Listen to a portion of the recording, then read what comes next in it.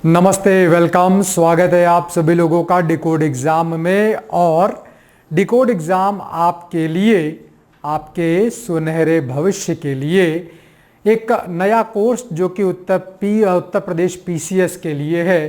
तो foundation course, जैसा कि आप देख पा रहे होंगे, foundation course for UP PCS 2025 के लिए बिल्कुल जैसे कहते नहीं है, साफ सुथरा ताज़ा तरीन एक कोर्स आपके लिए लेकर आ रहा है।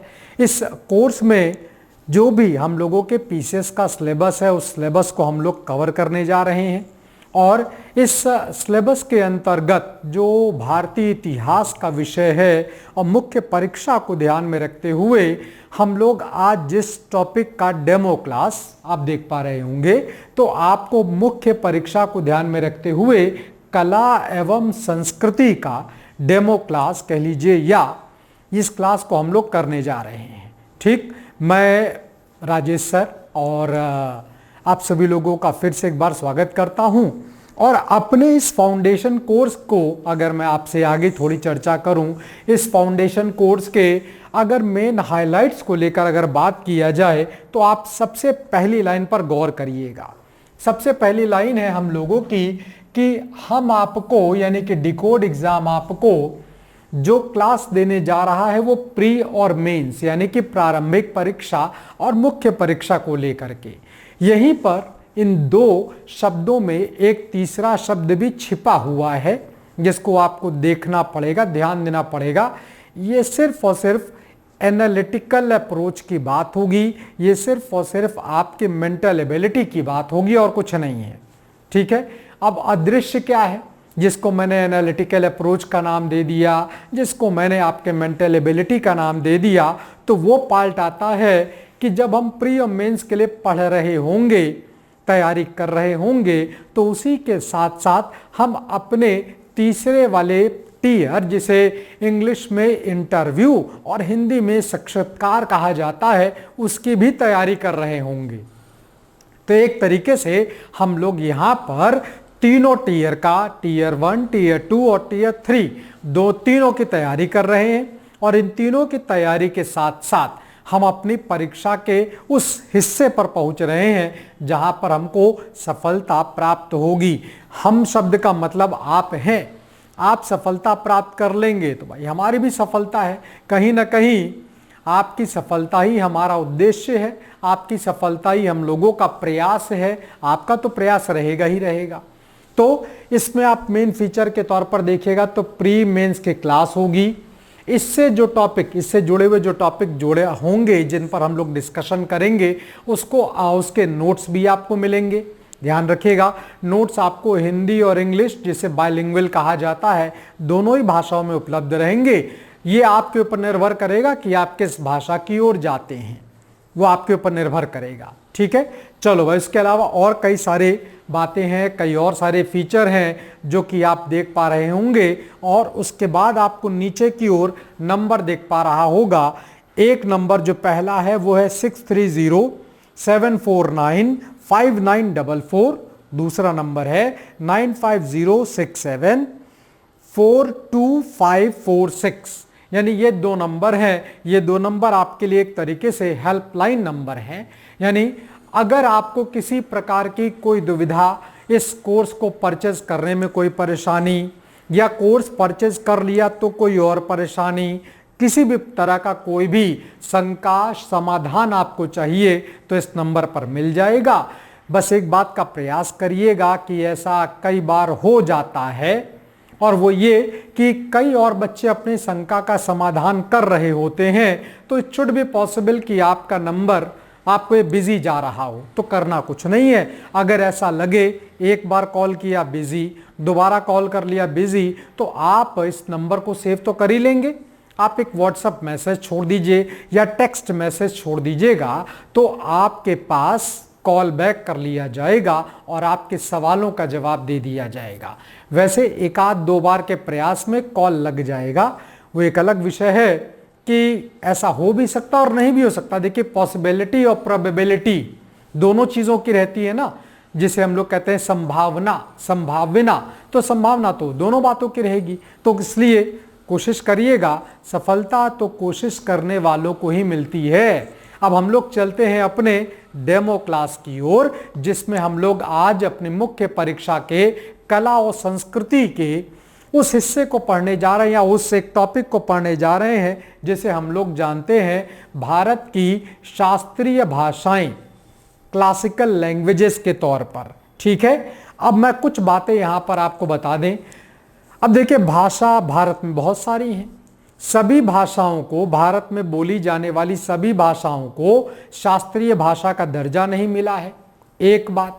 दूसरी बात, अगर थोड़ी देर के लिए शास्त्रीय भाषा शब्द से अलग आ जाएं, तो हम लोगों को ये भी पता है कि हमारे भारतीय संविधान की अनुसूची 8 में अगर आप पाएंगे तो वहां पर 22 भाषाओं का उल्लेख किया गया है जिनको संवैधानिक दर्जा दिया गया है। ध्यान रखिएगा, मैं जिस एक शब्द का, जिस एक व्याख्या का प्रयोग कर रहा हूं, जो आपके लिए एक्सप्लेनेशन कर रहा हूं, उसमें गौर करिएगा तो आप ये पाएंगे और आप ये देखेंगे कि हमारे संविधान की शेड्यूल 8 यानी अनुसूची 8 में 22 भाषाएं हैं।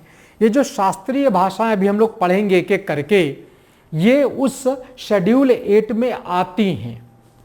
ये शास्त्रीय भाषाएं जिनको हम लोग पढ़ेंगे, जिनकी संख्या वर्तमान समय में 11 हो गई है, वो हम लोग देखेंगे तो लगभग वो हम लोगों को अनुसूची 8 में मिलेंगे। कुछ नहीं भी होंगे और कुछ होंगे भी, ठीक है, वैसे अमूमन है।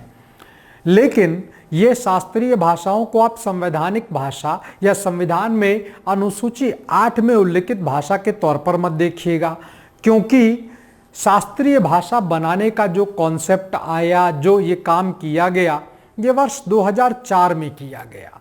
ठीक है ना, ये वर्ष 2004 में किया गया है, इसलिए ये अलग भाषाएं हैं।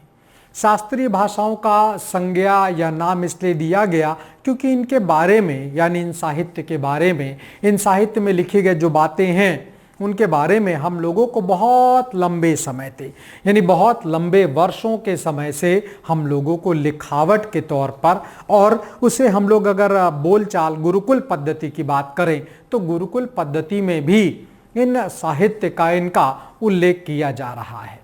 तो कुल मिलाकर हम लोग शास्त्रीय भाषाओं की बात करेंगे, क्लासिकल लैंग्वेजेस की बात करेंगे, जो भारत में 2004 से भारत के संस्कृति मंत्रालय के द्वारा रखा गया है। ठीक है, वो एक अलग बात होगी कि शुरुआत दौर में इन भाषाओं की संख्या अलग है, फिर बाद में कुछ भाषाओं को जोड़ दिया गया, कैसे कैसे शुरुआत हुई, कब कब क्या क्या जोड़ा गया, इसकी चर्चा हम लोग करते हैं। ठीक है, चलिए तो हम लोग शुरुआत करते हैं अपने शास्त्रीय भाषाओं को लेकर। और शास्त्रीय भाषाओं के परिचय की बात करें तो मैंने आपसे कहा, अभी कुछ देर पहले ही कहा, कि ये अधिकार, किसी भाषा को शास्त्रीय भाषा का दर्जा देने का अधिकार भारत सरकार के पास है।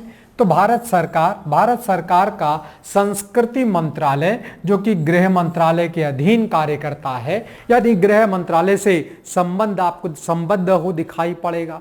तो जैसा मैंने भी आपसे बताया कि संस्कृति मंत्रालय के द्वारा 2004 में कुछ क्षेत्रीय भाषाओं को, ध्यान रखिएगा, कुछ क्षेत्रीय भाषाओं को, क्षेत्रीय भाषा इसलिए मैं कह रहा हूं क्योंकि आप ये अच्छी तरह से जानते हैं कि भारत में कई सारी ऐसी भाषाएं हैं जो बोली जाती हैं अलग अलग तौर पर। भारत को अगर हम लोग उत्तर, दक्षिण, पूरब, पश्चिम इन दिशाओं के क्रम में बांटेंगे तो आपको इन दिशाओं में, यानी भारत के सभी कोनों को मिलाकर देखा जाए तो भारत में बहुत सारी, लगभग मोटे तौर पर अगर मैं बात करूं तो 6000 से भी ज़्यादा भाषाओं का प्रयोग किया जाता है। अब वो 6000 भाषाएं कौन सी, हम लोगों को उनको मतलब नहीं है, क्योंकि आप जानते ही हैं, कोस कोस पर बानी और कोस कोस पर पानी और 2 कोस पर बानी, ये पुराना मुहावरा है जो कि बताता है कि भारत में विविधता कितनी है, वर्सटाइल, हमारा इंडिया कितना वर्सटाइल है, तो वो बता रहा है। तो जो क्षेत्रीय भाषाएं जो अलग अलग क्षेत्रों से बोली जा रही हैं, जिनका प्रयोग उन क्षेत्रों में सामान्य बोलचाल की भाषा में किया जा रहा है, तो उन भाषाओं को शास्त्रीय भाषा का दर्जा दिया गया। शास्त्रीय भाषा का दर्जा कैसे दिया जाता है, उसका दर्जा देने से क्या फायदा मिल जाएगा, इसकी बात अभी हम लोग कुछ देर बात करेंगे। ठीक है ना। तो 2004 वर्ष में इसकी शुरुआत की गई। कुछ भाषाओं को जिनकी अपनी एक प्राचीनता है, जिनका अपना एक प्राचीन, जिसे हम लोग कह सकते हैं रिच लिटरेचर, यानी कि मतलब आप समृद्ध साहित्य कह सकते हैं, जिनका अपना एक समृद्ध साहित्य है, लिखा हुआ है और पढ़ा भी जा चुका है। तो शुरुआत दौर में अगर हम लोग 2004 वर्ष से लेकर के 2014 वर्ष तक की बात करें, यानी 10 साल, शुरुआत के 10 साल में, शुरुआत के 10 वर्षों में 6 भाषाओं को शास्त्रीय भाषा का दर्जा दिया गया है। कौन कौन सी भाषाएं हैं?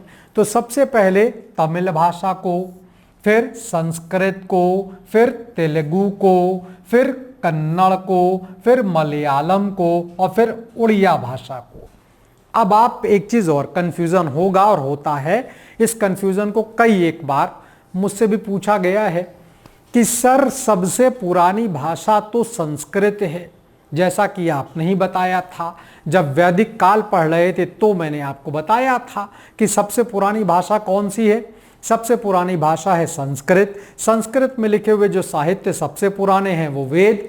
अगर वेद पुराने हैं, संस्कृत पुरानी है, तो पहले नंबर पर तमिल कैसे आ गया? यानी एक तरीके से कहा जा सकता है कि तमिल पुरानी भाषा हो गई। तो ध्यान में रखिएगा, जो हम लोगों के क्लासिकल लैंग्वेज में जो क्लासिफिकेशन किया गया, जिसे पहले मान लिया गया शास्त्रीय भाषा, फिर जिसे बाद में दर्जा दिया गया, तो शास्त्रीय भाषाओं के क्रम में अगर आप देखेंगे तो ये क्रम आता है। ठीक, ऐसा बिल्कुल मत सोचिएगा कि तमिल ज़्यादा पुरानी है और संस्कृत उसके बाद की है, ऐसा बिल्कुल भी नहीं है। संस्कृत ज़्यादा पुरानी है। हाँ, शास्त्रीय भाषाओं के क्रम की अगर बात करें, क्रम की बात कर रहा हूँ मैं, सीक्वेंस की बात कर रहा हूँ, तो उसमें तमिल भाषा को पहले इस कैटेगरी में रखा गया है। तो इसको किसी अन्य अर्थ में, किसी अन्य शैली में, किसी अलग दूसरे तरीके से बिल्कुल मत सोचिएगा और कोई कंक्लूजन मत निकाल लीजिएगा। ठीक है, चलिए, जो 6 भाषाएं आपको दिखाई पड़ रही हैं, तो मूल तौर पर अगर मैं भारत की भाषाओं का वर्गीकरण करूं, मैं भारत की भाषाओं का क्लासिफिकेशन करूं, तो भारत में 2 प्रकार की भाषाओं का क्लासिफिकेशन है। मैं इधर की ओर लिख देता हूं। एक है जिसे हम लोग कहते हैं इंडो आर्य, जिसे क्या बोला जाएगा? इंडो आर्य भाषा। ठीक है, और एक जिसे हम लोग द्रविड़ियन भाषा या द्रविड़ भाषा के तौर पर जानते हैं। ठीक है, तो मूल तौर पर हम लोग अपने भारत में जो क्षेत्रीय भाषाएं हैं, वो चाहे जम्मू कश्मीर में बोली जा रही हो, वो चाहे हिमाचल प्रदेश में बोली जा रही हो, वो चाहे हरियाणा में बोली जा रही हो, चाहे पंजाब में बोली जा रही हो, नॉर्थ ईस्ट के किसी इलाके में बोली जा रही हो, या उत्तर प्रदेश में, बिहार में, आंध्र प्रदेश में, कर्नाटक में, महाराष्ट्र में, गुजरात में, वो अलग अलग भाषाएं। तो इनको 2 कैटेगरी में बांटा गया है, उत्तर से लेकर दक्षिण तक, पूरब से लेकर पश्चिम तक। एक भाषा जिसे हम लोग इंडो आर्य कहते हैं। इंडो आर्य भाषा का मतलब है कि वो भाषा जहां पर आर्य भाषा यानी कि संस्कृत और संस्कृत से अपभ्रंश करके निकलने वाली भाषा, संस्कृत और संस्कृत के अपभ्रंश से निकलने वाली भाषाएं आ जाती हैं, उसको हम लोग हिंद आर्य भाषा के तौर पर जानते हैं, इंडो आर्य भाषा के तौर पर जानते हैं। और अगर इस भाषा की बात करें तो लगभग जो हम लोगों का उत्तर भारत है, जिसमें हम लोग ये कह सकते हैं कि विंध्याचल पर्वतों के इस पार से लेकर के लगभग पंजाब और जम्मू कश्मीर तक के रीजन में बोली जाने वाली भाषा को हम लोग इंडो आर्य भाषा के तौर पर रखते हैं, जिसमें हिंदी भाषा भी आती है। जो हम लोग बोल रहे हैं वर्तमान समय में, अभी आपसे जो मैं बातें कर रहा हूँ, उसमें ये भाषा भी आती है। अब आप विंध्याचल के पर्वत के उस पार चले जाइएगा और अब आप चले जाइए हिंद महासागर की ओर, अरब सागर की ओर, बंगाल की खाड़ी की ओर, इस क्षेत्र की ओर जाएंगे तो आपको एक भाषा मिलेगी जिसे हम लोग द्रविड़ भाषा के तौर पर जानते हैं।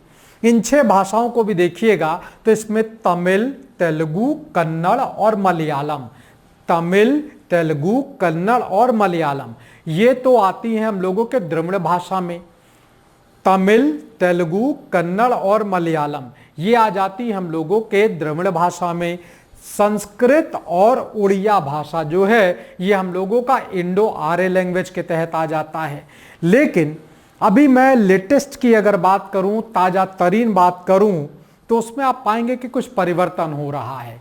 जैसे अक्टूबर का महीना 2024 वर्ष में भारत सरकार और भारत सरकार के केंद्रीय मंत्रिमंडल और केंद्रीय मंत्रिमंडल के तहत अगर मैं मंत्रालय को लेकर बात करूं, मिनिस्ट्री लेवल पर बात करूं, तो जो हम लोगों का कल्चरल मिनिस्ट्री है, जिसे संस्कृति मंत्रालय कहा जाता है, तो भारत सरकार के सेंट्रल कैबिनेट के द्वारा या हमारे संस्कृति मंत्रालय के द्वारा 5 नई भाषाओं को और जोड़ दिया गया है। किसमें? शास्त्रीय भाषा का दर्जा दे दिया गया, तो 5 और भाषाओं को जोड़ दिया गया। तो 6 पहले से हैं, देखिए 6 पहले से और 5 नई, तो कुल मिलाकर हम लोगों के पास वर्तमान समय में 11 भाषाएं ऐसी हो जाती हैं जिन्हें हम लोग शास्त्रीय भाषा का दर्जा देते हैं या शास्त्रीय भाषा के तौर पर जानते हैं। जिन 5 नई भाषाओं को शामिल किया गया, उनमें से आप देखिएगा तो मराठी को शास्त्रीय भाषा का दर्जा देने के लिए मांग करीब 2020 वर्ष से उठ गई थी, और तब 2020 में महाराष्ट्र के मुख्यमंत्री हुआ करते थे श्री उद्धव ठाकरे, तो उनकी सरकार के द्वारा इस मांग को रखा जा चुका था। उसके साथ साथ बंगाली, असमिया, पाली और प्राकृत, इन 5 भाषाओं को शामिल किया गया। और इन सभी 5 भाषाओं की भी अगर मैं बात करूं, बोली भाषा को लेकर के, इनके लिटरेचर को लेकर के, तो ये भी सदियों पुरानी है। बड़ा पुराना इनका अपना अभिलेख, बड़ा पुराना इनका अपना प्रमाण मिलता है, ठीक है ना। तो 5 नई भाषाओं को शामिल किया गया है अक्टूबर 2024 में, यानी हाल फिलहाल में शामिल कर लिया गया है, याद रखिएगा इसको। तो कुल मिला के वर्तमान समय में हम लोगों की भाषाओं की संख्या हो जाती है 11। अब इन 5 भाषाओं में देखिएगा तो मराठी, बंगाली, असमिया, पाली और प्राकृत। तो मराठी, बंगाली और असमिया, पाली और प्राकृत को भी आप इंडो आर्यन भाषा में हिंद आर्य भाषा की श्रेणी में ले सकते हैं। तो कुल मिलाकर वर्तमान समय में हो गई आपकी 11 भाषाएं। अब आप एक काम करेंगे कि पेन और कॉपी का प्रयोग करेंगे, जैसा मैं आपको पहले भी बता चुका हूं। पेन और कॉपी का प्रयोग करेंगे। आप ऐसे 2 बॉक्स बना लीजिएगा, ऐसे 2 बॉक्स बना लीजिएगा। एक बॉक्स में आप 2004, या ये कह सकते हैं 2004 न लिख करके आप लिख सकते हैं प्रारंभिक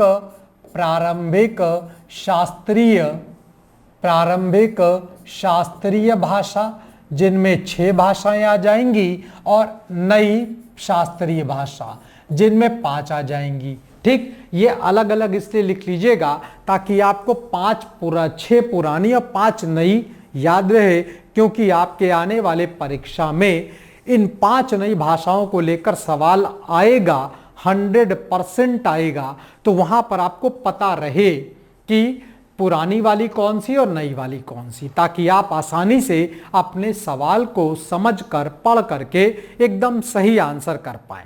ठीक है ना।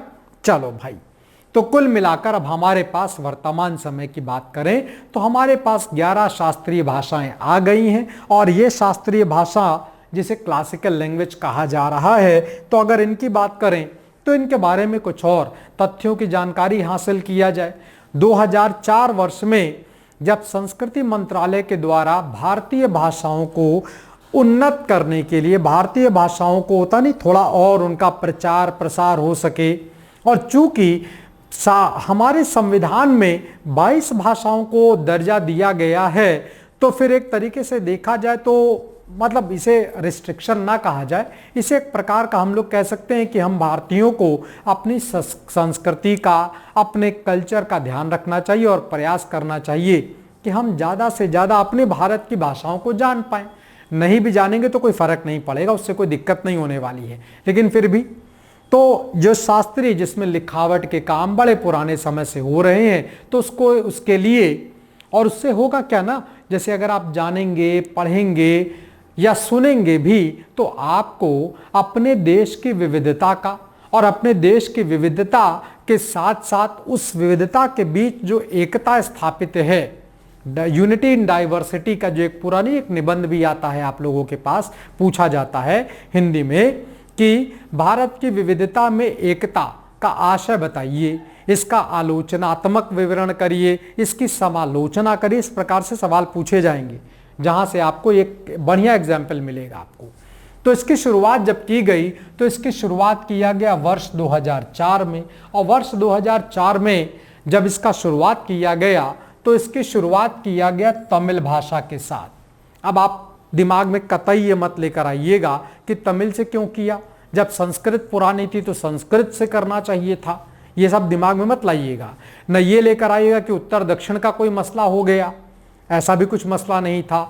जो बोल्ड बनाया गया था कि हम लोग किन किन भाषाओं को रख सकते हैं क्लासिकल लैंग्वेज के तौर पर, तो उस बोल्ड ने रिकमेंडेशन किया कि हम लोग इन भाषाओं से अपनी शुरुआत कर सकते हैं। ठीक है, तो ये बोर्ड ने तय किया था, जो बोर्ड बनाया गया था उसके द्वारा तय किया गया था। तो इसको लेकर अपना कोई भी दिमाग मत लगाइएगा कि उत्तर और दक्षिण, तमिल और तेलुगु और ये सब इन चक्कल्लस में मत पड़िएगा।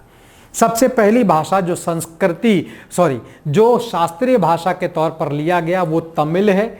मैंने आपसे पहले बताया, एक बार और क्लेरिफाई कर दूं, एक बार और साफ सुथरी बातों को बता दूं कि इस तमिल भाषा को आप सबसे पुरानी भारत की भाषा मत मान लीजिएगा। भारत की सबसे पुरानी जो भाषा है वो संस्कृत है, जिसमें हमको लिखावट के काम मिल रहे हैं, लिखावट यानी रिटन एविडेंस मिल रहे हैं। क्योंकि अगर हम लोग और पीछे चले जाएंगे तो वैसे तो सिंधु घाटी सभ्यता में भी है लिखा बोला जाने वाला दोनों काम, लेकिन उसे हम लोग पढ़ नहीं पाए। तो इसलिए तमिल सबसे पहली शास्त्रीय भाषा बनाई गई है। यह भारत की सबसे पुरानी भाषा नहीं है, लेकिन भारत की सबसे पुरानी भाषाओं में से एक है। ठीक है ना।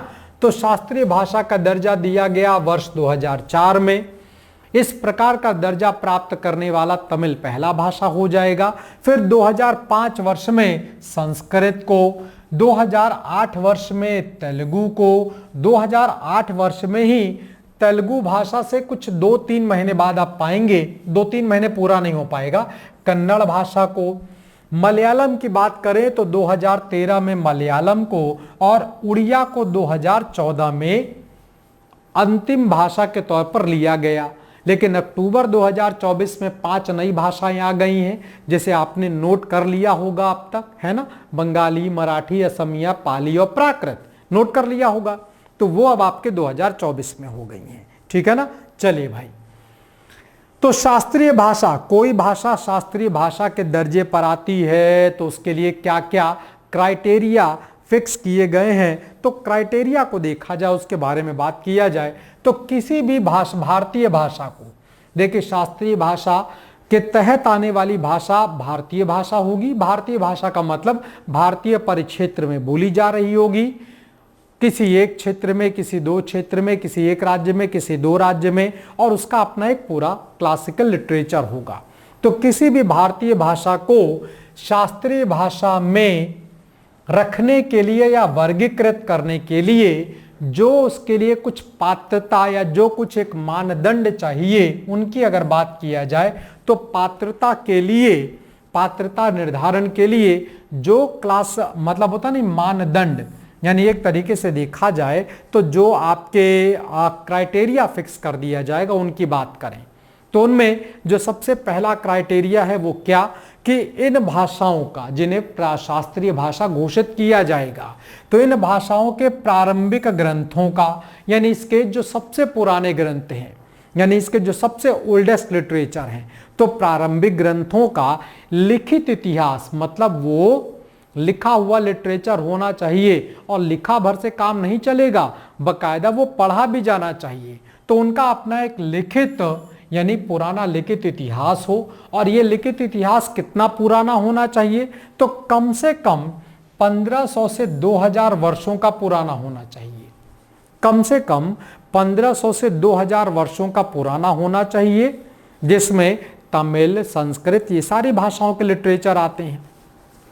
तो उनकी प्राचीनता के लिए सबसे पहली बात जो कही गई कि साहब उनका प्राचीन होना बड़ा जरूरी है, बड़े लंबे समय से बोले जा रहे हों, कम से कम 1500 से 2000 वर्ष पुराना होना चाहिए, ये अवधि तो होनी ही चाहिए। अगर इससे नया होगा या इससे कम होगा तो फिर उसको शास्त्रीय भाषा के दर्जे पर नहीं लिया जाएगा। पहला ही क्राइटेरिया उसके टेन्योर को, उसके समय काल को बताएगा। ठीक है, इसी पर जो आयोग बनेगा ना, जो निर्धारण करेगा कि कौन सी भाषा शास्त्रीय भाषा है, कौन सी भाषा शास्त्रीय भाषा नहीं है, ये जो आयोग है जो बनाया जाएगा, जिसे संस्कृति मंत्रालय के द्वारा बनाया जाएगा, उसके द्वारा निर्धारित किया जाएगा। उन साहित्यों को पढ़ा जाएगा, उसका जिसे कहते हैं हिस्टोरिकल एविडेंस, यानी कि इसका क्रोनोलॉजी निकाला जाएगा कि कितना पुराना है ये। इसी तरह से अगर देखें तो इस साहित्य का, है ना, प्राचीन साहित्य या ग्रंथों का अपना एक समूह हो, और उस समूह के द्वारा क्या किया जा रहा है, इन साहित्यों को पीढ़ी दर पीढ़ी पढ़ा जा रहा है।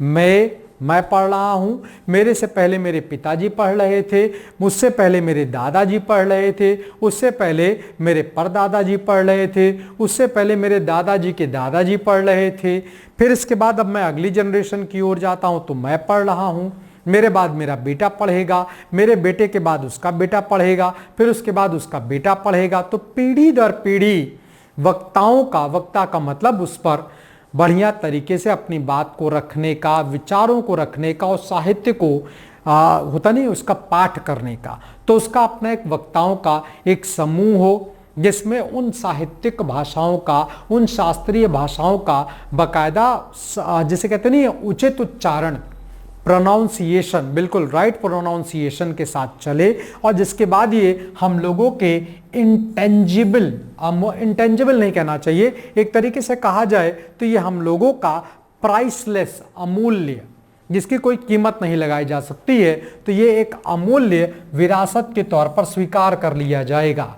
तो प्राचीन तौर पर उसका लिखा हुआ प्रमाण होना चाहिए, साथ ही साथ उसके ऊपर बाकायदा पढ़ाई का कार्य हो रहा हो, यानी वर्बल भी काम हो रहा हो, उस पर बातचीत हो रही हो, उस पर लगातार डिस्कशन हो रहे हो, और उस पर जो भी और अच्छा अपडेट कह लो या और अच्छा लिखावट का काम कह लो वो हो सकता है।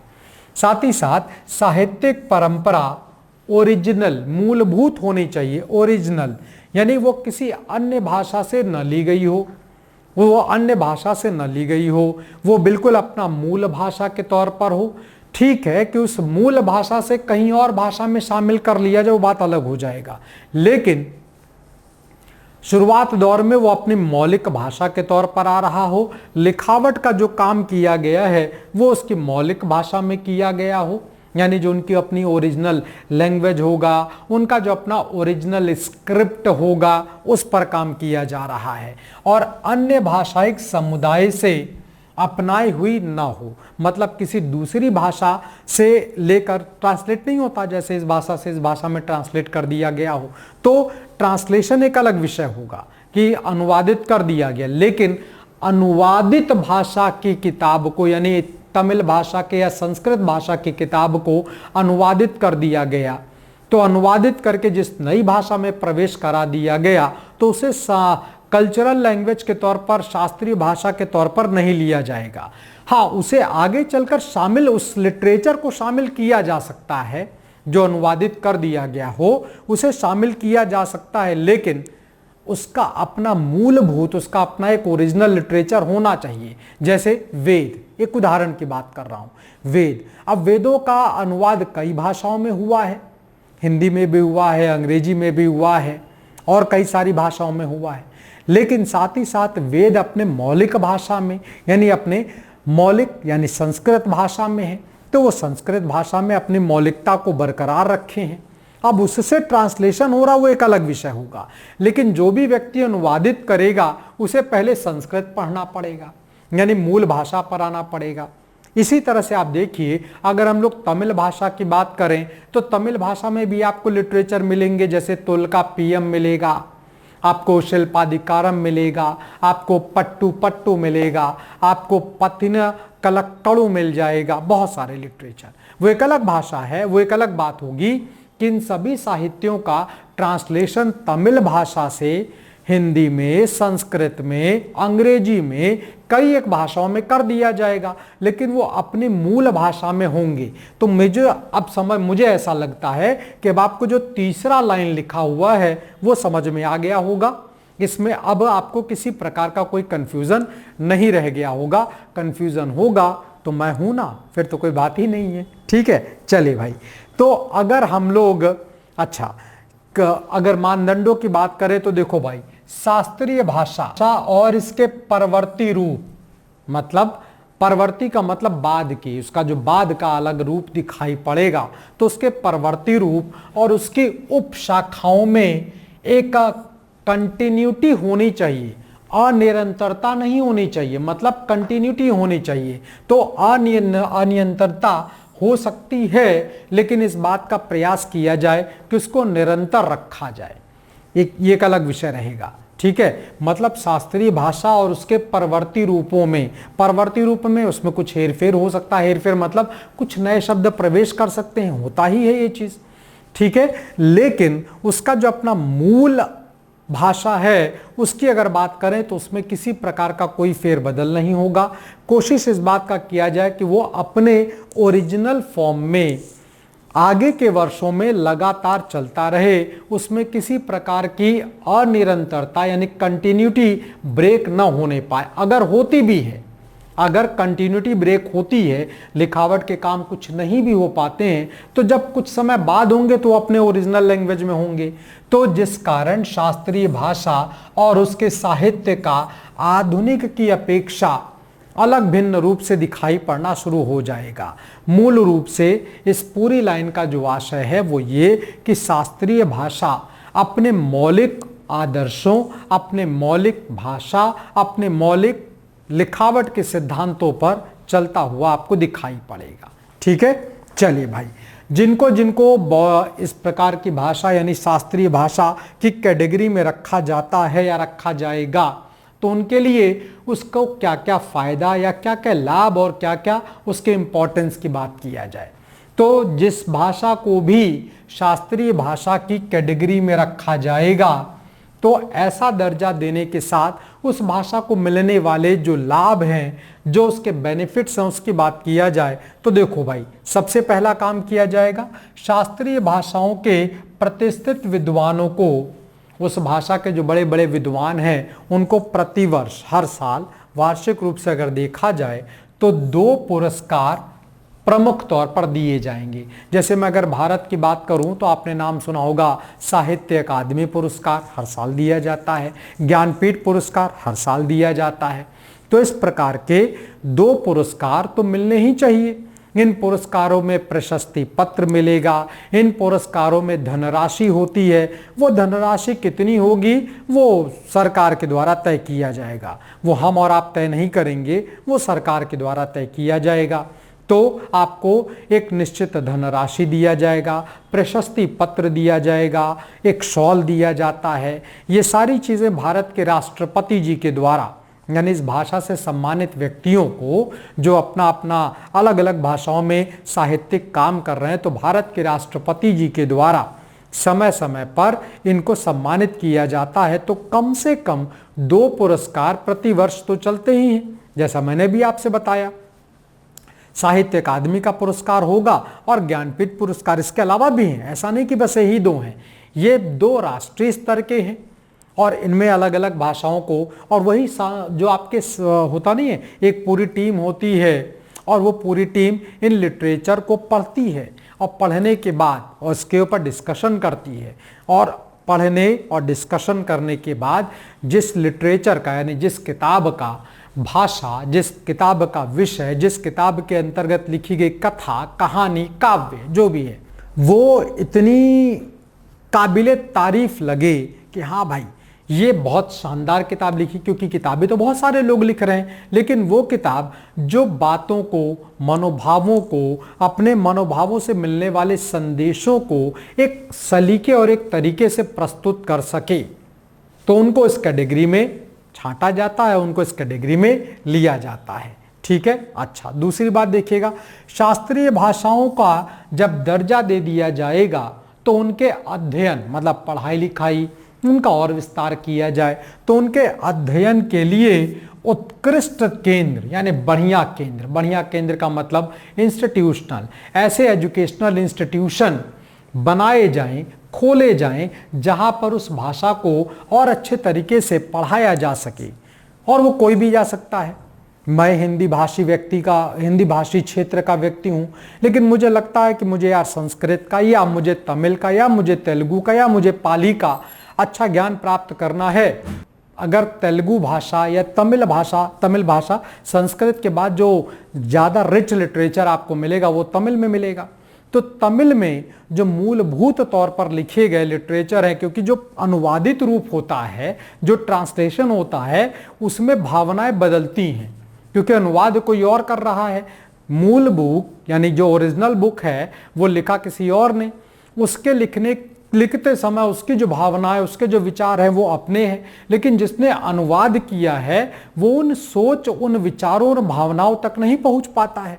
तो मुझे ऐसा लगता है कि तमिल भाषा में ऐसे बहुत सारे लिटरेचर हैं जिनको खुद से अगर पढ़ा जाए, उसकी ओरिजिनल लैंग्वेज में पढ़ा जाए, तो शायद कुछ और बातें समझ में आएंगी, कुछ और चीजें समझ में आएंगी। अब हमें आता ही नहीं तमिल, तब मैं क्या करूं? तो अब ऐसे अगर एजुकेशनल इंस्टीट्यूशन खुले हैं जहां पर वो भाषा तमिल, संस्कृत, उड़िया, पाली, प्राकृत जो भी है, इनको पढ़ाया जाए, इनके बारे में बताया जाए, तो होगा क्या कि ज़्यादा से ज़्यादा इस भाषा का विस्तार, विकास हो पाएगा। और साथ ही साथ वहाँ पर जो आपके रिसर्च होंगे, जो आपके उन किताबों को लेकर, उस भाषा को लेकर जो रिसर्च होगा वो बहुत ही बेहतरीन होगा, वो बहुत ही अच्छा होगा। तो ऐसे एजुकेशनल इंस्टीट्यूट खोले जाएं जहां जो बेहतरीन हो, जो अच्छे हो, जहां पर उन भाषाओं की समृद्धि, उन भाषाओं के विकास के लिए और बेहतरीन कार्य किया जा सके।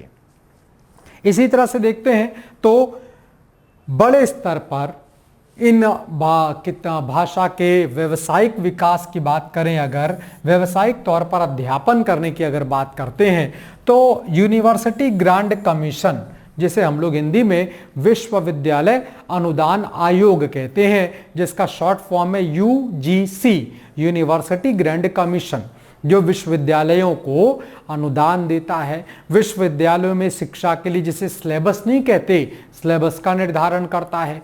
यूजीसी ही है जो विश्वविद्यालयों में पढ़ाने वाले शिक्षकों की परीक्षा का आयोजन करता है। तो विश्वविद्यालय अनुदान आयोग से इस बात के लिए निवेदन किया जाएगा कि कम से कम केंद्रीय विश्वविद्यालयों में, भारत में 2 प्रकार के विश्वविद्यालय हैं, एक केंद्र सरकार के द्वारा संचालित होता है, जैसे आपका BHU बनारस हिंदू विश्वविद्यालय, जैसे आपका AMU अलीगढ़ मुस्लिम विश्वविद्यालय हो गया, जामिया मिलिया इस्लामिया हो गया। इस प्रकार के बहुत सारे कॉलेज हैं आपके जो कि केंद्रीय विश्वविद्यालय का दर्जा प्राप्त किए हैं। कलकत्ता विश्वविद्यालय हो गया, केंद्रीय विश्वविद्यालय का उसको दर्जा प्राप्त है। दिल्ली विश्वविद्यालय, उसको केंद्रीय विश्वविद्यालय का दर्जा प्राप्त है।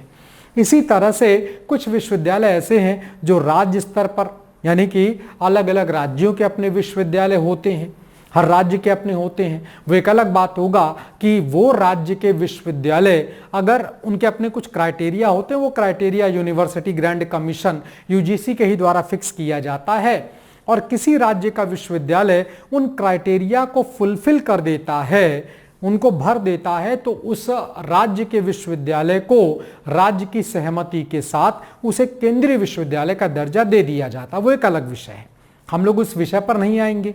तो कहा यह गया कि भाई राज्य से तो हम चलिए बात की बात हो जाएगी, क्योंकि शास्त्रीय भाषा का निर्धारण करने का जो कार्य है ये तो केंद्र सरकार का है, ये भारत सरकार का है।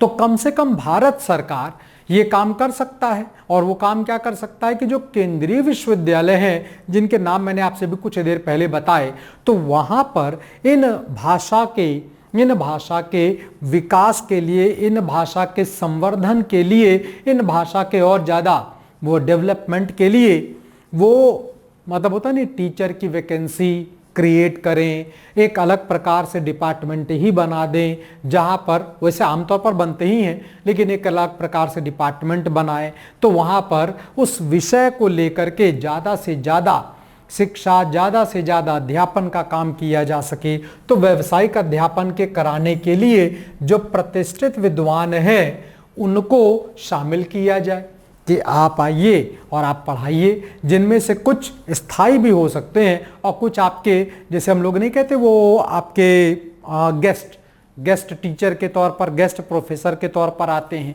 जिनको आजकल अंग्रेजी की भाषा में फ्रीलांसर कह दिया जाता है। तो उस तरह से बुलाया जाए ताकि हम अपनी इन शास्त्रीय भाषाओं को और ज़्यादा विकास के क्रम में और ज़्यादा बढ़ाने का काम करें।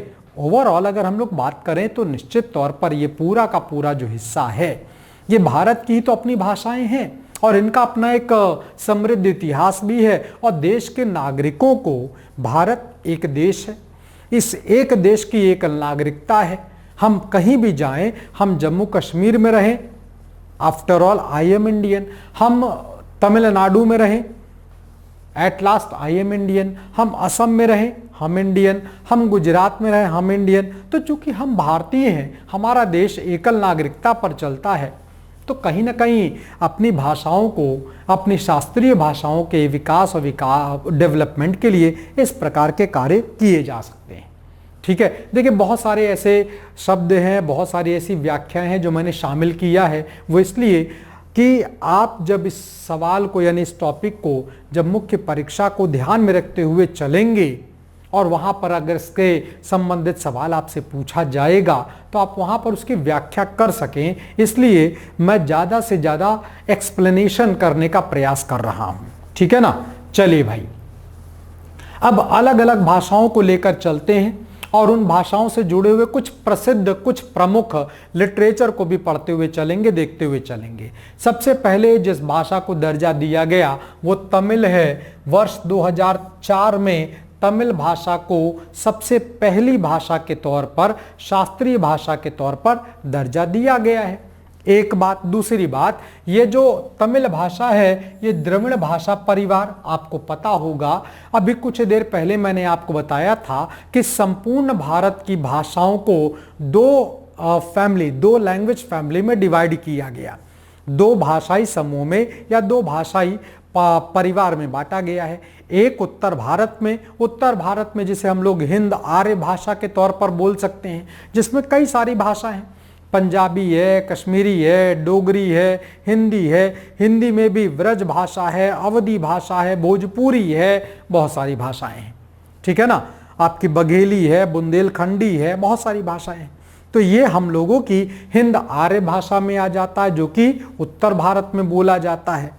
दक्षिण भारत की ओर जाते हैं तो दक्षिण भारत में तमिल, तेलुगु, कन्नड़, मलयालम प्रमुख तौर पर इन भाषाओं का जो दूसरा समूह या दूसरा परिवार बनाया गया भाषा समूह के आधार पर, तो इनको द्रविड़ भाषा परिवार के अंतर्गत रखा गया। तो तमिल भी हमारी द्रविड़ भाषा के अंतर्गत रखा गया है। तमिल भाषा की अगर बात करें तो एक बड़े क्षेत्र में तमिल भाषा का प्रयोग किया जाता है और तमिल भाषा का जो बड़े क्षेत्र में प्रयोग अगर आप देखेंगे तो पूरा का पूरा एक राज्य ही है जो तमिल भाषा पे ही बना है, तमिलनाडु। नाडु का मतलब होता है स्थान, नाडु का मतलब होता है जिला, नाडु का मतलब होता है राज्य। तो तमिल भाषा बोलने वाले लोगों का राज्य तमिलनाडु हो गया। और इतना ही नहीं, अगल बगल के स्टेट को भी अगर देखा जाए तो वहां पर भी बोला जाता है। और भारत के अलावा, भारत में कुछ राज्यों के अलावा, यानी भारत के अलावा कुछ अन्य देश भी हैं जिन्होंने तमिल भाषा को अपनी आधिकारिक भाषा के तौर पर रखा हुआ है। तो भारत के अलावा श्रीलंका, सिंगापुर में भी तमिल भाषा को ऑफिशियल लैंग्वेज के तौर पर, आधिकारिक भाषा के तौर पर स्वीकार किया जाता है। ये तमिल भाषा का विस्तार है, ये तमिल भाषा का विकास है, ये तमिल भाषा की प्राचीनता और उसकी समृद्धि का विकास है या उसकी समृद्धि का प्रमाण है कि ऐसे कई सारे देश, श्रीलंका भारत से बिल्कुल अलग, सिंगापुर भारत से बिल्कुल अलग, लेकिन इतना निश्चित है कि बड़े प्राचीन काल से, बहुत पुराने समय से श्रीलंका और सिंगापुर से व्यापारिक रिश्ते तो रहे हैं और बहुत सारे व्यापारिक लोग इन इलाकों में गए हैं और उनके साथ साथ बहुत सारे विद्वान भी गए हैं जिन्होंने जाकर वहाँ पर इस भाषा का विस्तार विकास किया हुआ है। जैसे अगर मैं बात कहूँ मॉरिशस में भी तमिल भाषा बोली जाती है। वो एक अलग बात है कि उसको ऑफिशियल लैंग्वेज डिक्लेयर नहीं किया गया, लेकिन बोली जाती है। बहुत सारे लोग हैं, बहुत बड़ी जनसंख्या वहाँ पर जो तमिल भाषा का प्रयोग करती है। राज्यों को अगर लेकर देखा जाए तो अगर मैं राज्यों की बात करूं, ये तो हम लोग बात कर गए भारत, श्रीलंका और सिंगापुर यानी राष्ट्रीय स्तर पर। अगर राज्य की बात करूं तो तमिलनाडु बड़े क्षेत्र में, पुडुचेरी जो कि एक केंद्र शासित प्रदेश है, पुडुचेरी की अगर बात करते हैं तो इन दोनों ही राज्यों की आधिकारिक भाषा के तौर पर तमिल भाषा का प्रयोग किया जाता है। इतना ही नहीं, कर्नाटक के कुछ इलाकों में भी आप पाएंगे तो तमिल भाषा का प्रभाव आपको दिखाई पड़ेगा। ठीक है कि वो आधिकारिक भाषा नहीं है कर्नाटक की। इसी तरह से केरल में भी आप पाएंगे तो केरल में भी आपको तमिल भाषा के बोलने वाले लोग मिल जाएंगे। वो एक अलग विषय रहेगा कि तमिल भाषा को वहाँ पर आधिकारिक भाषा नहीं बनाया गया, वो एक अलग विषय है। लेकिन ओवरऑल कुल मिलाकर इस भाषा का अपना एक प्रभाव है और पुराने बहुत लंबे समय से इसका प्रभाव है। ठीक है, आपको ध्यान होगा तो हम लोगों ने संगम काल पढ़ा था, याद होगा आप लोगों को, पढ़ा होगा आप लोगों ने संगम काल। संगम काल में आपने देखा होगा तो चेर, चोल और पांड्य राज्य हुआ करते थे। ये तीनों ही राजवंश जो कि दक्षिण भारत से ताल्लुक रखते हैं, जिनमें से कुछ हिस्सा आजकल का तमिलनाडु है, कुछ हिस्सा आपका केरल का आता है, कुछ आपका पौंडीचेरी, माहेयनम, कराईकल का हिस्सा आ जाता है, त्रावणकोर है, ये सब कुछ मिला लिया जाए तो उस इलाके में बोली जाने वाली भाषा थी। यानी कुल मिलाकर एक बड़े क्षेत्र में इस भाषा का प्रयोग किया जाता था। सपने ये सिर्फ आंखों में पलने वाले ख्याल नहीं होते, बल्कि हर एक सपना कहता है एक कहानी, कभी संघर्ष की तो कभी विश्वास की और कभी उस जज्बे की जो असंभव को भी मुमकिन बना देता है। सपने वो बीज हैं जो आपकी मेहनत और विश्वास से एक दिन तब्दील हो जाते हैं एक बड़े वृक्ष में। लेकिन क्या सिर्फ मेहनत ही काफी है? सपनों को सच करने के लिए मेहनत के साथ चाहिए सही दिशा और सही मार्गदर्शन, और यही दिशा देता है डिकोड एग्जाम। 2025 के यूपीपीसीएस हेतु डिकोड एग्जाम लेकर आया है online all in one course UPPCS foundation course 2025, जिसमें शामिल है प्रीलिम्स और मेंस का स्टैंडर्ड बुक्स और एनसीईआरटी बुक्स पर आधारित गुणवत्तापूर्ण एवं एग्जाम ओरिएंटेड बाइलिंगुअल नोट्स और वीडियो लेक्चर। प्रीलिम्स और मेंस के सभी प्रीवियस ईयर पेपर्स के वीडियो लेक्चर्स, ताकि कोर्स लेने वाले किसी विद्यार्थी को कोई भी बाहरी पुस्तक या नोट्स ना पढ़ने पड़े।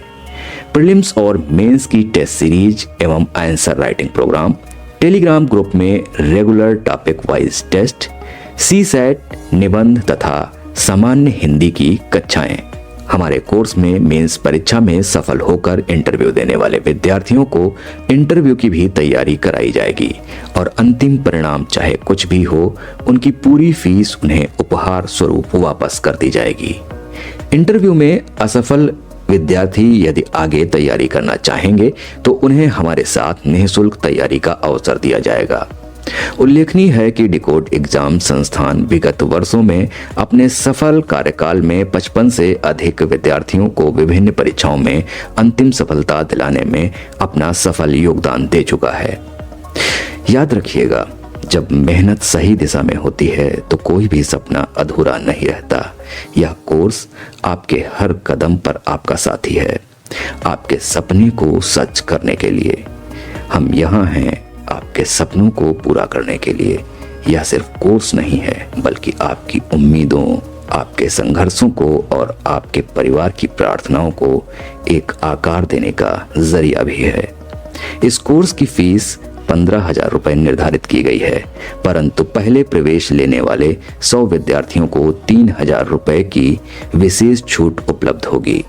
अधिक जानकारी के लिए हमारे संस्थान के नंबर 6307495944 एवं 9506742546 पर संपर्क करें। कुछ प्रमुख साहित्यों की बात कर लिया जाए तमिल भाषा के कुछ प्रमुख साहित्य की बात किया जाए तो उनमें जो सबसे पहला नाम प्रमुख तौर पर दिखाई पड़ता है वो नाम है तोल्काप्पियम। तोल्काप्पियम ये किताब जिसको आप देख पा रहे होंगे ये तमिल भाषा में लिखा हुआ है। खैर मुझे भी नहीं आती और जहाँ तक मुझे लगता है शायद आपको भी नहीं आती होगी। तो ये तमिल भाषा में है, लिखी गई किताब है और इस किताब को लिखा गया है तोल्काप्पियर साहब के द्वारा। तो तोल्काप्पियम ये किताब देखिए, अगर आपको ध्यान होगा तो ये किताब जो दूसरा संगम सभा हुआ है, दूसरा संगम सभा, जो दूसरा संगम सभा हुआ है उस संगम सभा में इस किताब को लिखा गया है।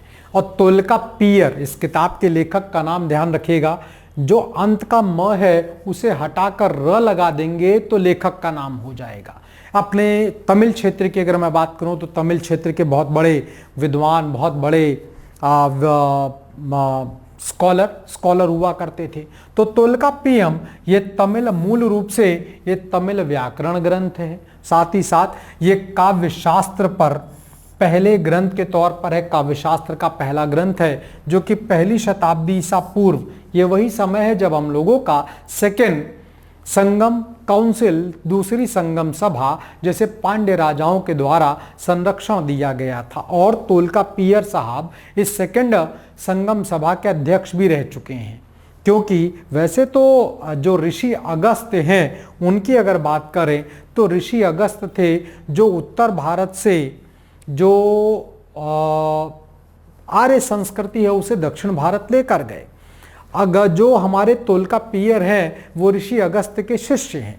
तो सेकंड काउंसिल का जो अध्यक्षता था वो शुरू तो किया था ऋषि अगस्त्य ने, लेकिन फिर वो चले गए या क्या हुआ पता नहीं। लेकिन जब वो सभा से जा रहे थे या हट रहे थे, जो भी घटना घटी होगी जिसका उल्लेख नहीं मिलता है, तो उन्होंने अपने शिष्यों में से 10 प्रमुख शिष्यों में से एक, जिनको हम लोग तोल्काप्पियर कहते हैं, उनको कार्यकारी अध्यक्ष के तौर पर बना दिया था। तोल्काप्पियर की अगर बात किया जाए तो इसकी बहुत सारी पांडुलिपियां नहीं भी मिली हैं, बहुत सारी मिली, बहुत सारी नहीं भी मिली है। तो जो शेष बची का मतलब है जो हमारे पास आज की तिथि में प्राप्त हैं, उनकी बात किया जाए तो इन पांडुलिपियों से 3 पुस्तकें, और 3 पुस्तकों के लिए एक शब्द प्रयोग किया जाता है अतिकारम, जिनमें से अगर हम बात करें तो हर तीन किताबों की बात किया जाए तो इसमें आप पाएंगे 9 अध्याय के लिए इलाय शब्द का प्रयोग किया गया। तो 3 किताबें, तीनों से 9 अध्याय, यानी कुल मिलाकर 18 टॉपिक या 18 लिटरेचर जो आपके टॉपिक ही कह लीजिए वो प्राप्त होने वाले हैं। व्याकरण के साथ साथ आप देखेंगे तो एक ये व्यापक ग्रंथ है जिसमें बहुत कुछ बताया गया। जैसे आप देखिए तो इसमें व्याकरण ग्रंथ के लहजे से देखा जाए तो फोनेटिक साइंस यानी ध्वनि विज्ञान की बात करता है। साथ ही साथ ये बात कर रहा है आपका, जैसे हम लोग व्युत्पत्ति विज्ञान के तौर पर जानते हैं, जैसे मैंने कहा नहीं भी, आपका फोनेटिक साइंस हो जाएगा यानी ध्वनि विज्ञान हो जाता है आपका। इसी तरह से व्युत्पत्ति यानी किसी भी शब्द के बनने की बात किया जाए, एटिमोलॉजी जिसे कहा जाएगा। आकृति विज्ञान, शब्दों के अर्थ, वाक्य संरचना, भाषा, इन सब का उल्लेख किया गया है। सरल भाषा में किया गया, आसान भाषा में किया गया, ताकि किसी भी तरह की कोई भी दिक्कत और परेशानी न उठानी पड़ जाए। तोल्काप्पियम के लेखक तोल्काप्पियर के द्वारा एक विशेष प्रयोग किया गया या एक विशेष बात का ध्यान रखा गया।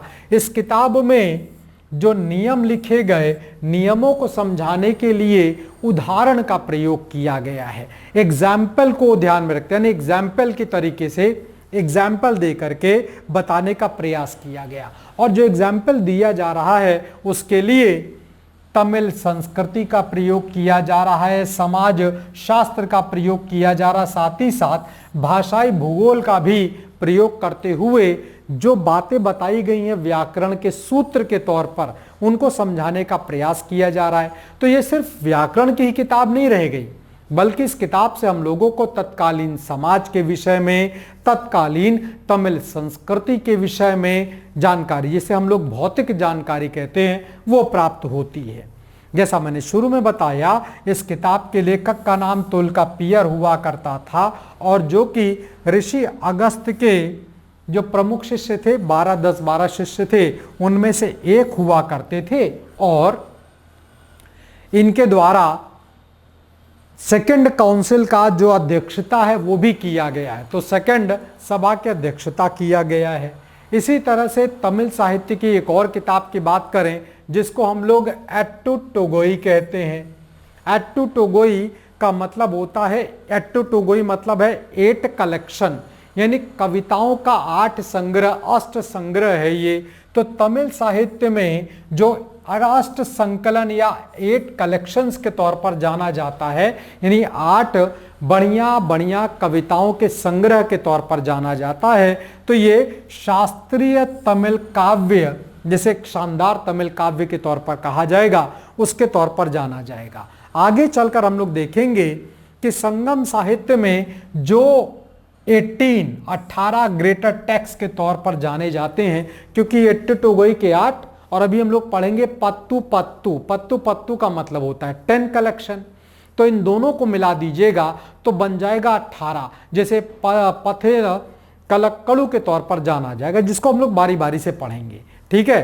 तो 8 कविताएं यहां से लिया जाएगा और पत्तू पत्तू से हम लोग 10, यानी 8 एंथोलॉजी प्लस 10 आइडल्स, इन दोनों को मिला लीजिएगा। ये 8 हो गया, ये 10 हो गया, इसको मिलाते हैं तो ये बन जाता है आपका 18। तो आपका 18 ग्रेटर टेक्स्ट के तौर पर इसको बोला जाएगा। इसी तरह से देखिए तो हम लोगों का बनता है पत्तू पत्तू। पत्तू पत्तू का मतलब होता है 10 लेयर्स, यानी कि 10 कविताओं का, शानदार कविताओं का संग्रह, जिसमें कई सारे उपभाग भी होंगे। 10 प्रमुख भाग होंगे और उसके अपने अलग अलग उपभाग भी होंगे, और जिसमें नक्कीरर की किताब भी आती है। नक्कीरर एक बहुत बड़े कवि हुआ करते थे, पांडे राजा नेदुंजेरियल के दरबार में हुआ करते थे। तो ये 10 लंबी कविताओं का संकलन है। और आप एक चीज और देखेंगे, सबसे पहले ज्ञात तमिल साहित्य के तौर पर पत्तू पत्तू के तौर आता है। इस 10 संग्रह में मैंने आपसे बताया ना, एक बहुत बड़े विद्वान हुआ करते थे जिनको नक्कीरर कहते हैं। नक्कीरर की जो कविता संग्रह, जैसे तिरुमुरई कुरई पट्टई, तिरुमुरु कुरु पट्टई, तिरुमुरु कुरु पट्टई, ये नाम सुनने में मुश्किल लग सकता है, तमिल भाषा का है। और तमिल भाषा हम लोग आमतौर पर पढ़ते नहीं हैं, हम लोग आमतौर पर तमिल भाषा से कोई वास्ता नहीं रखते हैं, तो इसलिए मुश्किल लग सकता है। लेकिन जिनको तमिल भाषा आती है उनके लिए कोई मुश्किल भाषा नहीं है। इसीलिए शास्त्रीय भाषाओं को रखा गया ताकि देश के अधिकांश लोगों को उसके बारे में ज़्यादा से ज़्यादा जानकारियाँ हों, वो उनके बारे में ज़्यादा से ज़्यादा जान पाएँ।